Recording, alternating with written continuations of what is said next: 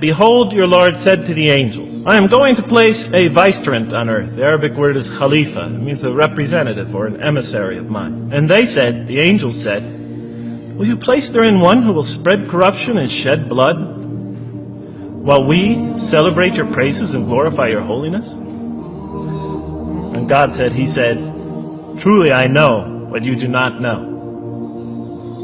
See, that's the verse that hooked me. That's the verse that caught my attention. That's the one that kept on making me read the story again and again and again. Because listen to the way it begins. Behold, your Lord said to the angels, I am going to place a representative of mine on earth, a vicegerent of mine, an emissary, one who acts on my behalf. I thought, that's not the way it goes. You're not supposed to be placing man on the earth in some positive role. You place man on earth as a punishment for his sin. Clearly, I knew the author didn't quite get the point. But still, it was an amazing line. But then I come to the next line, and it says, and the angels say, will you place therein one who will spread corruption and shed blood, while we celebrate your praises and glorify you? I looked at it again. I couldn't believe the question. I looked at that and I said, exactly. That would be my question. Why would you create this being, supposedly for some positive role, when he's capable of doing tremendous wrongdoing, when he could spread corruption and shed much blood? Why would you create this violent and pernicious creature when you could create angels? As the angels clearly say, well, we, the angels, celebrate your praises and glorify you. They were asking one of the most fundamental questions in the entire history of religion. Why create you, man, this utterly fallible creature, this creature who could rebel against God's will, who could do such tremendous wrongdoing, who could wreak havoc like no other creature on earth, when you can make them angels? That whole question, everything that I ever thought, everything that I ever experienced, everything that I ever knew was in that question. It was as if the author took my life and wanted to pick out exactly the right question to humiliate me, to provoke me, to anger me. Why create man, this most destructive and violent creature, when you can make them angels? And then look at the answer. And he said, God said, truly I know what you do not know. You know, in modern parlance, we would say, I know exactly what I'm doing. I read that and said, what? You know what you do not know? You know exactly what you're doing? Well, please inform me. Tell me what you're doing. You can't just get off that easy. You can't just tell me you know exactly what you're doing. Not after what I've been through. Not after you made me this way. And then I realized, of course, I was arguing with a God I didn't even believe in. And that would happen several times as I read through the Quran. And sometimes I would just get into so agitated by what I read, I'd start arguing with this voice that I'm reading before me, that's calling to me. So we turn to the next verse. But it turns out that the Quran just doesn't dismiss the question, it starts to answer it a little bit. And in the next verse it says, and he taught Adam, God taught Adam, the names of all things. And then he placed them before the angels and said, tell me their names if you are right. So this verse is clearly referring to the previous one. But notice what it says. And he taught Adam the names of all things. So here we see Adam is not only just a creature who knows how to name things, who's acquiring the gift of language, but he's also a learning creature. God is teaching it. Now right here, right in this verse, and it'll come even clearer in the subsequent verses, that the very first thing that the Quran is going to emphasize here is man's intellect. He is a learning creature.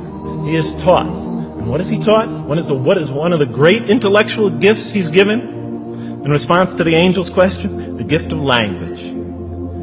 Because through language, mankind can not only learn, but he could learn things not only through his own experience, but he could learn things that other people have experienced, of times and places that are hundreds, thousands of years and miles separated from him. And so that all our knowledge becomes cumulative.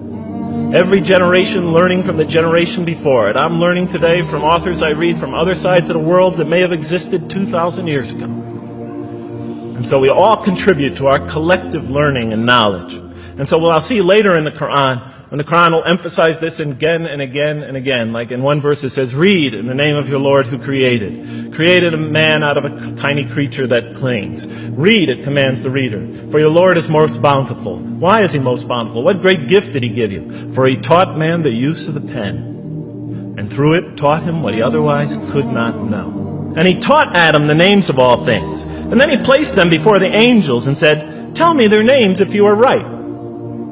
Okay, you have this objection you have this natural question about this creation of mankind. Here, this mankind is this human being, this human creature is a learning creature. He has many intellectual gifts. Here, I'm going to place these things before you. Tell me their names if you are right about man. And what did the angel say? Glory to you. We have no knowledge except what you have taught us. In truth, it is you who are knowing, the wise. They say this task, this intellectual test that's put before them is beyond their grasp. And so in the next verse we read, and he said, oh Adam, tell them their names. And when he had told them their names, notice how it's just like it's nothing for him. For mankind, he has this phenomenal ability. And that's clearly the point of these verses. Even though I felt that the author didn't quite, it was as if I realized that he didn't misunderstand the story. He was taking one of the great stories in the history of humankind, one of the fundamental greatest stories in the history of mankind, and molding it and using it as a vehicle for an entirely original message. And God said, did I not tell you that I know what is unseen in the heavens and the earth? And I know what you reveal and what you conceal? In other words, didn't I tell you I know exactly what I'm doing? I looked at that. What question what did they reveal and what did they conceal? Why are you all looking at me like that? You're starting to scare me. You're all looking very serious. Am I losing you? Wow. Okay. So, they revealed the sinister and evil propensities of man. But what did their question conceal? And all you have to do is think about it for a minute. Human beings, yes, they could do evil. Yes, they could do wrong. Yes, they could create misery. But they could also do exactly the opposite.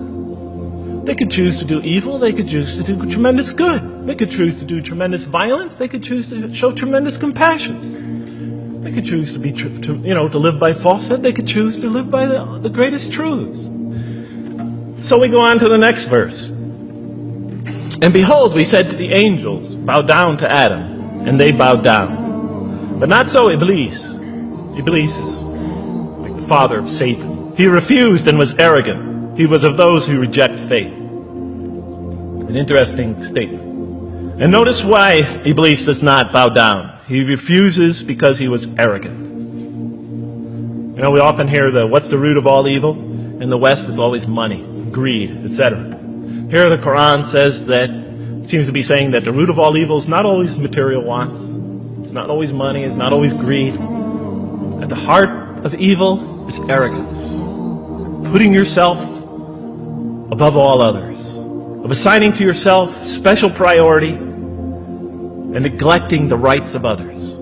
O Adam, dwell you and your spouse in the garden and eat freely thereof what you wish. But come not near this tree, for you will be among the wrongdoers. Then they make the mistake. But Satan caused them to slip and expelled them from the state in which they were. And we said, go all you down, some of you being enemies of others, will be adversaries of others.